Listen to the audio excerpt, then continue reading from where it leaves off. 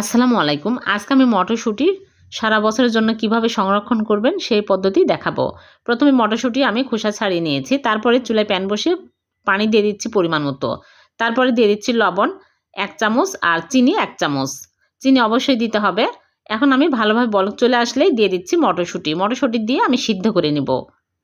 এভাবে যদি আপনারা সংরক্ষণ করেন সারা বছর রং নষ্ট হবে না, গাছ উঠবে না, একদম পারফেক্ট থাকবে। তারপরে আমি ভালোভাবে সিদ্ধ হয়ে গেলে আমি পানি ঝরিয়ে নিয়েছি। নিয়ে আমি ঠান্ডা করে নিব। ঠান্ডা হয়ে আসলে একটা বক্স নিয়েছি, এয়ারটাইট এইরকম বক্স অথবা পলিথিন অথবা মোটা কোনো পলিথিনে রাখলেও হবে। এখন আমি এইরকম করে রেখে দিব। যখন প্রয়োজন হবে ঝরঝরে থাকবে, একটার সাথে একটা লেগে যাবে না, কিছুই হবে না, কালার নষ্ট হবে না। এইরকম করে ডিপ ফ্রিজে রেখে দিব। আর আপনাদের যদি অসুবিধা হয় কোনো বক্স রাখতে, জায়গা কম লাগবে, এজন্য আপনারা চাইলে এরকম করে প্যাকেট করে রেখে দিতে পারবেন।